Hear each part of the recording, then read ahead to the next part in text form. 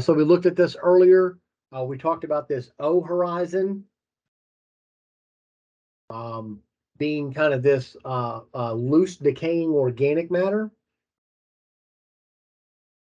Next, we had this A horizon, and so the A horizon is going to be kind of a mixture of both. We've got some mineral material going on, and we also have some organic matter that is there. Next, we have this E horizon, which is the zone of, eluviation or leaching. So there's going to be some water, some rainfall that moves into the soil and moves through. And as it percolates through that soil, it is going to bring some things with it. So you might see this E horizon. Next, we have a B horizon. And so that B horizon is going to be part of the accumulation from everything moving out of the A horizon.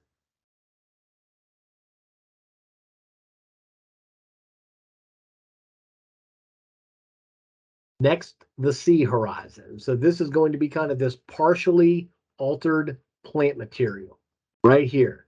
This is the C horizon. And then finally, we have the R horizon, which is the bedrock or that unweathered parent material. So, here we have our rocks that formed. We had this weathering process, but as we start to have more plant growth and the movement of that organic material, this bedrock stops being it stops being exposed to the elements. So this is part of that face of that cliff that I was talking about. And you can start to see some of the movement through the soil, through that rock. These are also probably different deposits of different minerals that were formed, that were present as that magma cooled. And so that's why we might have some of these spots that we see there. This look like this tree growing out on the side of this rock. If you were to drive by this, you can see there's a very small layer of soil starting to form there, but not a whole lot. It's taking a lot for this one plant to grow and break that soil down.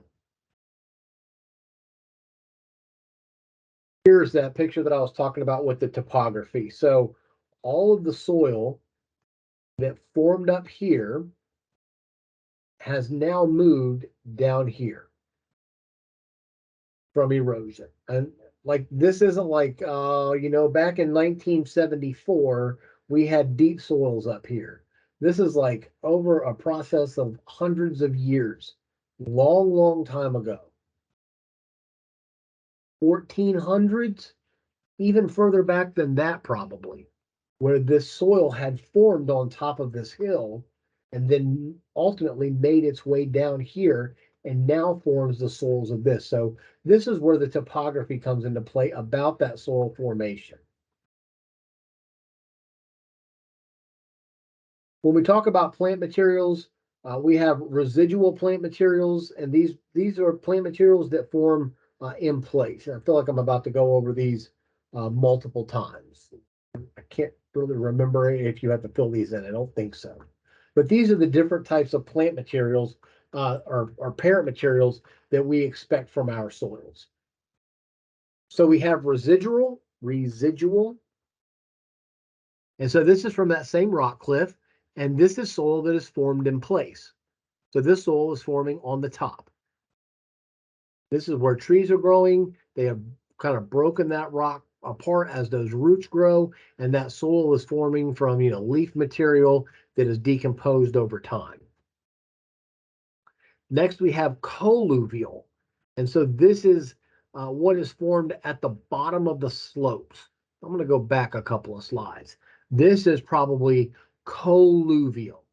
All of that soil has collected at the bottom of this slope. So this is residual. This is colluvial. And we can see that again, this is the bottom of that rock face on the side of 111. Some of these rocks broke off and they formed at the, they fell to the bottom of the slope. And so the soil that is forming here is considered alluvial. I'm sorry, colluvial, Colluvial. Next, we have alluvial. And so these are the sediments that are deposited by rivers or streams. And so when you think about this, uh, uh, if you've ever seen a fast moving river or stream, it contains it contains soil in it, right? It's kind of what muddies the water up because there's so much energy that it is picking that soil up and moving it. When the banks kind of overflow, some of the sediments will then settle out next to those rivers or streams. And so we'll have like a floodplain or maybe an alluvial fan or even a delta. So we're going to talk about a little bit about the differences here coming up in the next few slides. So here's what I was talking about, that we have this kind of overflowing of the banks, and we have our sands that will likely settle out closest to the river bed. We will have some more finer sediments. So these are going to be our silts. And then we are likely going to have our very fine sediments like our clay settle out here. Next, we'll have an alluvial fan where the movement of that water kind of comes to the bottom of this slope, and then that water will move multiple directions once it can, right? So we have this energy that is picked up, and as soon as it gets to an open spot, we kind of get this fan to it. And then next we have these deltas. So this is going to be kind of like at the bottom of, like when I think about this, I'm thinking about the Mississippi River emptying out into the Gulf of Mexico. I don't think we have anything on this. We have these different marine types of settlements. And if there is something to take on your notes, then you don't need to write those down really. Just to have an understanding that we have pre-existing rock material. We've got these fossils, right? So biogenous, so those fossils could degrade. We have hydrogenous, and so these are going to be things that precipitate out of solution. And then this one always gets me, cosmogenous, and these are the ones that come from space. And so if you make it into the Earth's atmosphere from space, you know, probably undergone a lot of metamorphosis because we have this temperature. There's probably some good pressure going on up there as well. And so, maybe this was like a comet that made it through the Earth's atmosphere and kind of broke up and has been covered. Next, we have glacial till. And this is going to be like, when I think about glacial till, I'm thinking of a glacier, obviously, that has kind of bulldozed some material to a different place as it started to move. Next, we have wind transported materials. I'm thinking like volcanic ash, maybe sands that are picked up and moved from a different place. We might call this a loess soil. We have our organic deposits and the different types of organic deposits, being like moss. We have herbaceous. So these are going to be like the plant residues.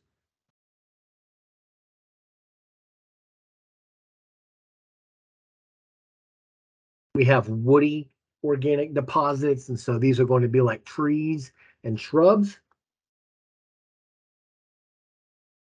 And then sedimentary are going to be like aquatic plants. And so the same thing happens, like let's say this is under a lake.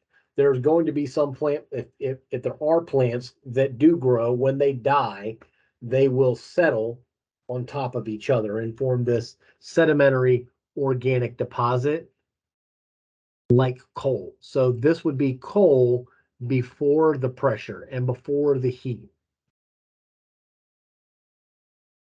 All right, next we have climate, and climate is going to have the greatest effect on soil formation and where that soil is formed. And we can see this very clearly in this map of the United States. We have a lot of rainfall, we have a lot of temperature, we have a lot of plant growth, we have a lot of insects. I'm just going to call them insects. We have a large insect population here, right? Because the environment is conducive for those insects to perform their functions, earthworms, and things like that.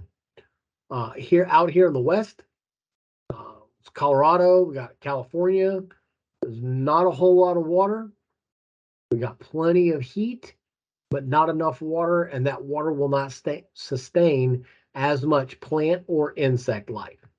As we get into Colorado, there's even less water here, mainly because the water that does come off the Pacific Ocean, it rises very quickly.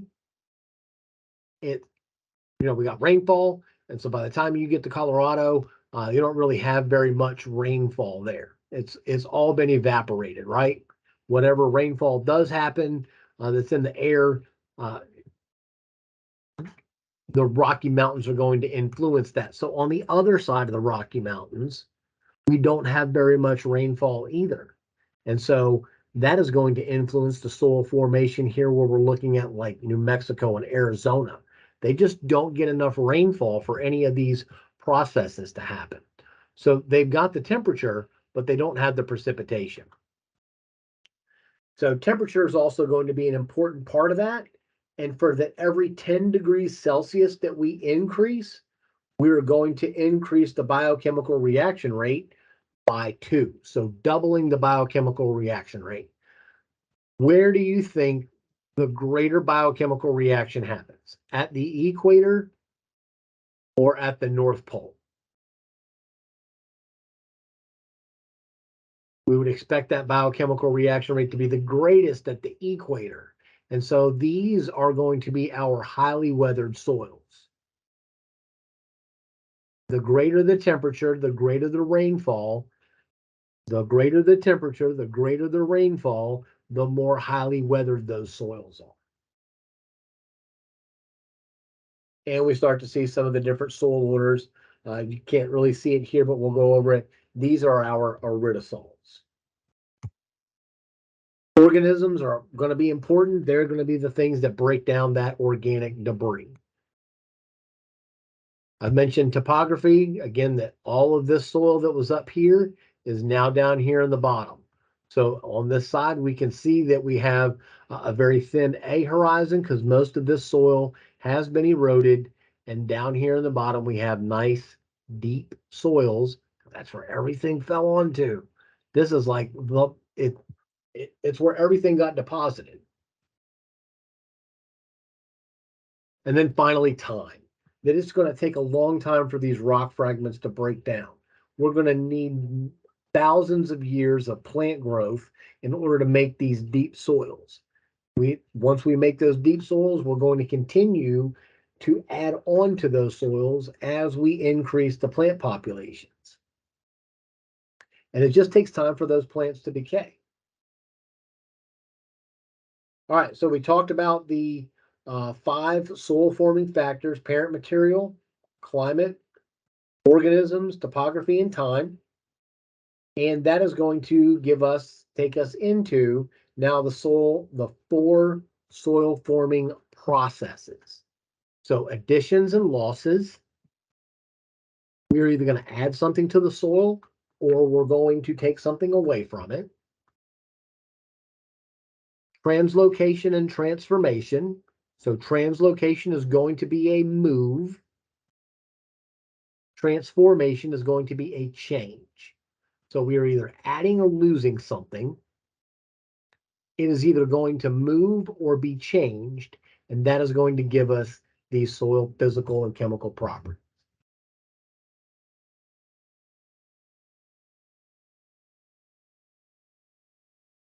All right, so additions are going to be like leaf litter. We're going to add some fertilization. There might be some rainfall that has some, I guess when I'm thinking about this, I'm thinking like acid rainfall. Losses are going to be leaching or erosion. The plants are going to take up the nutrients. That water is going to be evaporated. Translocation is going to be like movement within the soil or even like away from the soil. So we're going to kind of go over these in the next 2 slides. and then transformations. So for our soil forming processes, as far as translocation, we have a zone of eluviation.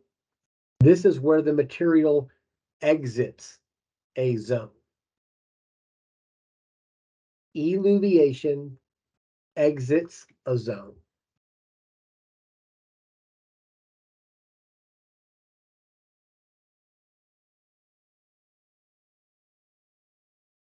Next, we have illuviation. And so illuviation is when a material moves into a zone. And so obviously, if it exits a zone, it has to enter a new zone. So as it leaves, it moves into, so now we have this zone of illuviation.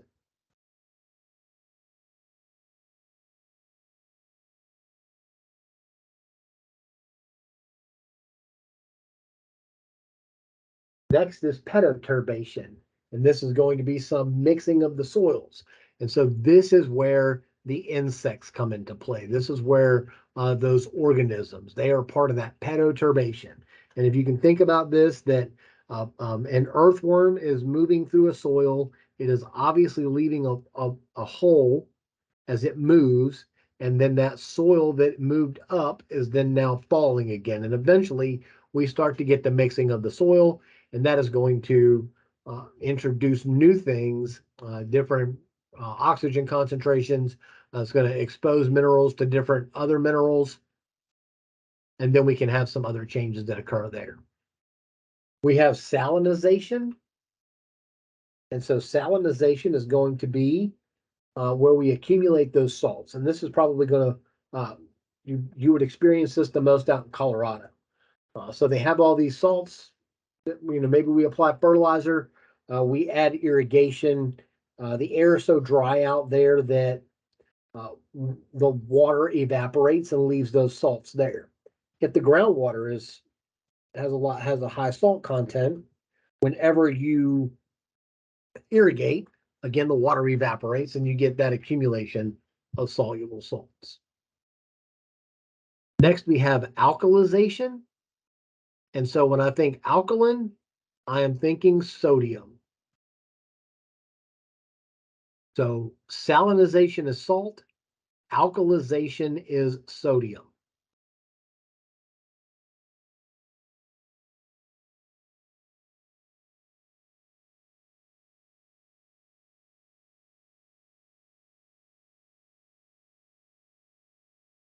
All right, next we have the transformations. And so this is going to be some change that happens, right? So we have weathering.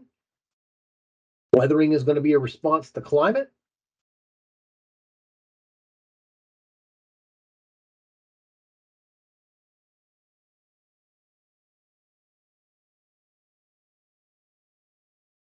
We have decomposition, which is going to be the breakdown of those minerals in organic materials.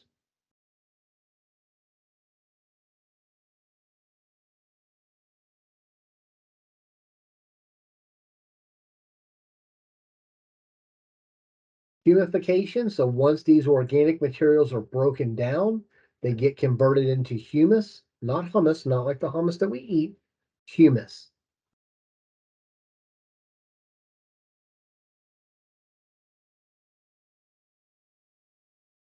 Mineralization, so when those minerals are released from that organic material, they can then form other compounds, and that is what we call synthesis. So once that mineral is released from that organic material, it can then bind or we'll just say bind. It can bind with another mineral or another element to form a new organic compound or even a mineral. So mineral is going to be inorganic, organic is going to be some carbonaceous material. All right, so to wrap this up, we have our soil forming processes where we have some deposition of rainfall or leaf material. There might be some movement, some losses where we have maybe some leaching. We can even have some additions from our groundwater. And then next we have transformations and translocations. All right, so that does it for this particular module 1.2. and I will see you in classification.